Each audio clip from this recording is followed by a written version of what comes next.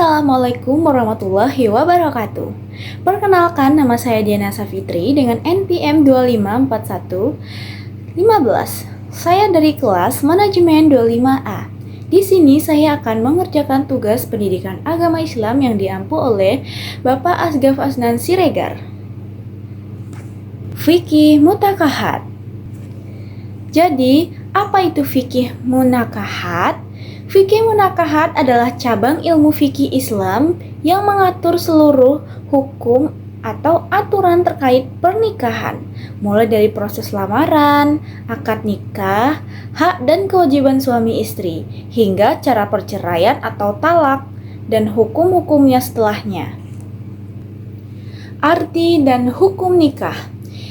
Nikah menurut syarat melakukan suatu akad atau perjanjian untuk mengikat diri antara lelaki dengan wanita untuk menghalalkan hubungan keduanya dengan sukarela dan persetujuan kedua belah pihak dalam rangka mewujudkan rumah tangga yang diridhoi Allah Subhanahu wa taala. Firman Allah Subhanahu wa taala yaitu fankihu ma tabalakum minan sisa al-matsa wa sulatsa wa rabbuka afain kiftun alla tadilu fahaidat. Quran surat An-Nisa ayat 3 artinya, maka kawinilah perempuan-perempuan lain yang kamu sukai, 2, 3, atau 4. Tetapi jika kamu tidak dapat berlaku adil, maka nikahilah seorang saja. Hukum nikah. Hukum asal nikah yaitu mubah atau boleh. Hukum mubah ini dapat berubah sesuai dengan keadaan. Yang pertama, sunnah dianjurkan. Orang yang ingin menikah mampu menikah dan mampu mengendalikan diri. Wajib atau diharuskan adalah orang yang ingin menikah mampu menikah dan ia khawatir akan berbuat zina. Yang ketiga, ada makruh, dibenci atau lebih baik ditinggalkan. Orang yang ingin menikah tetapi belum mampu memberi nafkah. Yang terakhir ada haram atau dilarang, yaitu bermaksud menyakiti wanita yang akan ia nikahi. Mengapa harus nikah? Firman Allah Subhanahu wa taala yang artinya di Quran surat Ar-Rum 21 artinya, dan di antara tanda-tanda kekuasaannya, dia menciptakan untuk kamu istri dari jenismu supaya kamu tentram bersamanya.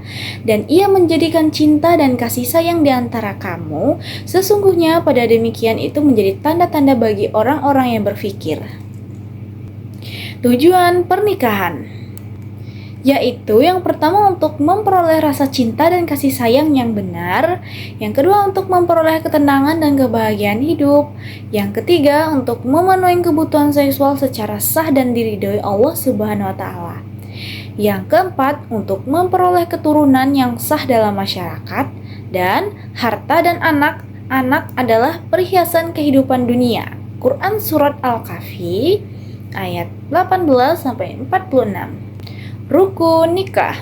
Sah tidaknya pernikahan dilihat dari terpenuhinya tidaknya rukun nikah. Yang pertama, adanya calon suami. Yang kedua, ada calon istri. Yang ketiga, ada wali nikah. Yang keempat, 2 orang saksi. Dan yang terakhir, ijab dan kabul. Jadi, siapa itu wali? Wali adalah orang yang terdekat dengan mempelai wanita. Bisa itu ayah kandung, kakek dari yang mempelai wanita, saudara laki-laki yang seibu dan sebapak, saudara laki-laki yang sebapak saja, anak laki-laki dari saudara laki-laki seibu bapak, anak laki-laki dari saudara laki-laki yang sebapak, saudara bapak yang laki-laki atau paman, anak laki-laki paman yang dari pihak bapak. Wali hakim yaitu berlaku jika nomor 118 tidak ada sebagai berhalangan. Jika kamu jadi wali atau saksi, syarat sah wali atau saksi nikah yaitu Islam, laki-laki baligh atau sudah berumur minimal 15 tahun, berakal sehat, merdeka, adalah orang yang mempunyai hak untuk mengurus dirinya. Ijab kabul nikah Ijab adalah ucapan wali mempelai wanita yang sedang menikahkan, sedangkan qabul adalah jawaban mempelai laki-laki ketika menerima pernikahannya. Syaratnya, ijab qabul dilakukan dalam satu majelis. Sedangkan ijab qabul tidak boleh mengandung persyaratan atau khiyar syarat. Dan ijab qabul itu dilakukan dengan jelas, mudah, dan tunai atau langsung saat itu. Wanita yang tidak boleh dinikahi. 1. Yang haram dinikahi karena keturunan. Ada ibu dari seterus ke atas, anak perempuan kandung sampai ke bawah, saudara perempuan atau sekandung, sebapak atau seibu, saudara perempuan dari ibu, saudara perempuan dari bapak, anak perempuan dari saudara laki-laki dan seterusnya, dan anak perempuan dari saudara perempuan dan seterusnya. Adapun hadisnya ada di Quran surat An-Nisa ayat 23. Diharamkan atas kamu, ibu-ibumu, anak perempuanmu, saudara perempuanmu, saudara-saudara perempuan bapakmu, saudara-saudara perempuan ibumu, anak-anak perempuan dari saudara laki-lakimu, anak perempuan dari saudara perempuanmu, ibu-ibu yang menyusui kamu, saudara perempuan sepersusuan, ibu-ibu istrimu, anak-anak istrimu yang dalam pemeliharaanmu dari istri yang telah kamu campuri. Tetapi jika kamu belum campur dalam istrimu itu, maka tidak berdosa kamu mengawininya. Istri-istri anak kandungmu menghimpun 2 perempuan yang bersaudara, kecuali yang telah terjadi pada masa lampau. Sesungguhnya Allah Maha Mengampun lagi Maha Penyayang. Wanita yang tidak boleh dinikahi. Yang kedua ada yang haram dinikahi karena sesusuan, yaitu ibu yang menyusui dan saudara perempuan yang sesusuan. Yang ketiga, yang haram dinikahi karena hubungan perkawinan, yaitu anak tiri, istri dari anak laki-laki menantu, baik sudah cerai maupun belum. Yang ketiga ada mertua dan ibu tiri. Yang keempat ada yang haram dinikahi karena mengumpulkan 2 orang perempuan dan keduanya bermuhrim. Kewajiban suami. Yang pertama, mencari nafkah untuk keluarga sesuai dengan kemampuan suami. Yang kedua, memberikan perlindungan dan rasa aman terhadap keluarga. Yang ketiga, memberi nafkah lahir batin dan kasih sayang pada istri dan anak. Yang keempat, memberikan bimbingan, didikan, dan mengatur keluarga supaya selamat, sejahtera dunia dan akhirat. Dan yang terakhir, berusaha menjadi kepala rumah tangga yang bijaksana. Selanjutnya, adapun kewajiban istri, yaitu taat dan patuh kepada perintah dan aturan suami, mengatur rumah tangga dan menyimpan keperluan suami dan anak sebaik-baiknya, berusaha menerima dengan ikhlas memberi suami dan tidak meminta sesuatu di luar kemampuan suami. Jika istri akan puasa sunnah, harus ada izin dari suami. Mengapa kehormatan menjaga kehormatan dirinya berusaha untuk tampil cantik dan menyenangkan di depan suami, berhias itu hanya untuk suami. Menjaga rahasia suami dan harta suami, mengasuh, mendidik, dan memberikan kasih sayang kepada anak. Hikmah nikah. Menikah itu sunnah Rasul dan banyak hikmah. Yang pertama, menenteramkan batin, pikiran jernih, semangat kerja tinggi, istiqomah, dan menambah khusyuk dalam ibadah. Yang kedua, menjauhkan diri dari perbuatan maksiat. Yang ketiga, memperluas tali silaturahmi. Yang keempat, saling menyempurnakan. Dan yang terakhir, melahirkan generasi penerus Islam, anak yang soleh mendoakan kedua orang tuanya. Adapun hikmah pernikahan bagi yang menjalaninya, yang pertama menyelamatkan diri dari penyalahgunaan nafsu seksual, yang kedua sebagai wadah bagi ketentraman jiwa, cinta, kasih sayang, dan sayang. Dan yang ketiga sebagai wadah pembinaan tanggung jawab dalam keluarga. Lalu ada hikmah pernikahan bagi masyarakat, menyelamatkan masyarakat dari kemungkinan maraknya perzinaan dan kaum perempuan memperoleh kewajaran dalam derajatnya di masyarakat dan syiar Islam akan semakin berkembang. Hal-hal yang dapat melepaskan ikatan pernikahan. Yang pertama ada talak, fasak, kulu, li'an, ila, zihar, dan hadanah. Talak. Perceraian ialah lepasnya tali pernikahan suami istri dalam serumah tangga. Talak ialah perceraian atas kehendak suami. Hukum talak makruh, sesuatu yang dibenci. Macam-macam talak. Ada talak roj'i, yaitu talak 1 dan talak 2. Disebut talak roj'iah karena suami masih dapat rujuk kembali dan masa indah belum habis. Yang kedua ada talak bain, yaitu talak 3. Jika suami tidak dapat rujuk walaupun masa indah belum habis. Talak 3 sering disebut dengan talak bain kubran.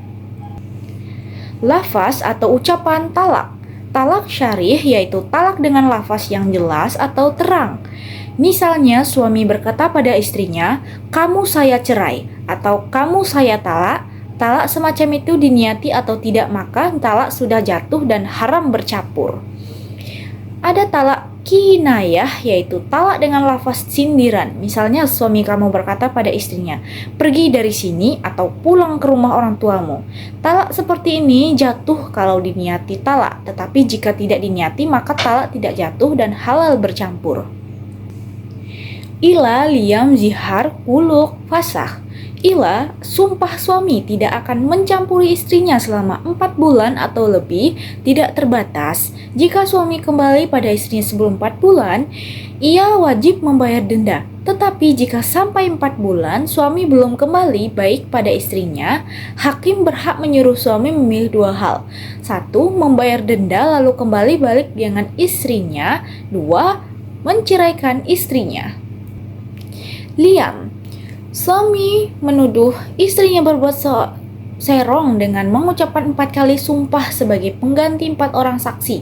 Kemudian ditambah dengan ucapan suami, "Atasku laknat Allah sekiranya aku dusta dalam tuduhannya." Akibat lian dari suami adalah sebagai berikut. Suami tidak dihukum had menuduh, istri wajib dihukum had zina, suami istri bercerai selamanya. Jika lahir anak itu tidak diakui oleh suami. Zihar, suami menyerupakan istri seperti ibunya. Contoh, suami berkata pada istrinya, "Engkau tampak olehku seperti punggung ibuku." Akibat zihar, suami haram campur dengan istrinya. Adapun supaya halal campur, suami wajib membayar kifarat. Ada 3 tingkatan. Kemerdekaan budak, puasa 2 bulan berturut-turut. Bila tidak mampu, wajib memberi makan 60 orang miskin. Hulu, yaitu perceraian atas kehendak istri dengan cara istri memberi uang tebusan pada suami supaya mau menjatuhkan talak pada istri, yaitu hulu sama dengan cerai gugat. Akibat hulu antara lain, hulu boleh dijatuhkan pada waktu istri sedang datang bulan atau suci tapi sudah dicampuri, dan suami tidak dapat rujuk walaupun masa idah belum habis. Fasakh, rusaknya ikatan pernikahan karena sebab-sebab tertentu atau perceraian atas kehendak hakim atau talak yang dijatuhkan oleh hakim pengadilan agama. Sebab-sebab terjadinya fasakh antara lain, suami istri ternyata masih muhrim, suami gila, suami tidak mampu memberi nafkah, dan suami pergi atau hilang. Hadanah, merawat, mendidik anak-anak yang belum dapat mengurus dirinya sendiri. Jika terjadi perceraian suami istri dan sudah punya anak yang belum muwayid, maka istrinya yang berhak merawat anak tersebut sampai ia mengerti, sedangkan biaya perawatan dan pendidikan ditanggung oleh bapaknya. Kalau anak sudah mengerti, diserahkan kepada orang terbaik, yang lebih pantas bapaknya atau ibunya. Iddah adalah masa menunggu bagi orang istri atau janda setelah terjadi perceraian. Tujuan masa iddah memberi kesempatan berpikir pada keduanya untuk melanjutkan perceraian atau rujuk, dan untuk mengetahui keadaan istri atau janda hamil atau tidak, sebab kalau hamil masa idahnya diperpanjang sampai dengan kelahiran anak dan kering darah lidahnya, darah sehabis melahirkan. Macam-macam masa idah. Bagi istri yang diceraikan suami dalam keadaan hamil, masa idahnya sampai dengan lahirnya anak dan sampai kering darah wiladahnya. Bagi istri yang ditinggalkan, mati suaminya jika tidak hamil, masa idahnya 4 bulan 10 hari. Dan bagi istri yang datang bulannya masih lancar, masa idahnya 3 kali suci. Bagi istri atau janda yang sudah tidak datang bulan, masa idahnya 3 bulan. Dan bagi istri atau janda yang belum pernah dicampuri, mereka tidak punya masa iddah. Hak istri pada masa iddah. Bagi istri atau janda yang ditalak raj'iah, mereka berhak mendapat tempat, pakaian, dan nafkah pangan. Dan bagi istri atau janda yang ditalak bain, mereka hanya berhak mendapatkan tinggal. Bagi istri yang tinggal mati suaminya, masa iddah mereka tidak mendapatkan nafkah karena sudah mendapatkan warisan almarhum suaminya. Begitu pula janda dalam masa iddah juga tidak mendapatkan nafkah. Rujuk adalah kembalinya suami kepada bekas istrinya pada waktu masa iddah sebelum habis. Hukum rujuk mubah atau boleh dan dapat berubah sesuai dengan keadaan. Yang pertama wajib, yaitu bagi suami yang mempunyai istri lebih dari satu dan belum berlaku adil antara istrinya. Yang kedua sunnah, yaitu apabila dengan rujuk keadaan menjadi baik. Ketiga makruh, yaitu jika dengan rujuk keadaan menjadi buruk. Haram jika dengan rujuk istri menjadi menderita. Rukun rujuk. Pertama, istri sudah pernah dicampuri. Kedua, yang dapat dirujuk istri yang ditalak raj'iah. Yang ketiga, masa iddahnya belum habis. Yang keempat, istri yang dirujuk itu tertentu. Jika suami menjatuhkan talak pada beberapa istrinya, yang dirujuk hanya satu, maka rujuknya tidak sah. Lafal rujuk harus dengan lafal yang jelas atau sindiran. Tidak ada paksaan dari pihak suami untuk rujuk. Menikah. Jadi, sebaiknya cepat-cepat nikah atau enggak ya? Mungkin banyak ya orang-orang yang bingung, ragu, dan tertekan karena belum siap menikah dan bahkan belum punya calon. Siapa nih yang belum punya calon atau ada yang mau siap nikah? Banyak orang yang mengalami hal tekanan dari keluarga atau lingkungan, mungkin ditanya, kapan nikah? Udah punya calon belum? Rasa takut mengambil keputusan besar, atau kamu belum terlalu siap nih buat menjalani sebuah rumah tangga. Terus masih fokus membangun karir atau karena pendidikan. Intinya di sini menunjukkan bahwa keputusan menikah tidak bisa dipaksakan dan tiap orang punya waktu yang berbeda-beda. Yang terpenting adalah siap lahir dan batin, bukan sekedar cepat-cepatan. Jadi sekian penjelasan saya mengenai rukun fikih muanajahat atau menikah. Jadi jika ada kesalahan saya mohon maaf. Sekian dari saya akhiri. Wassalamualaikum warahmatullahi wabarakatuh.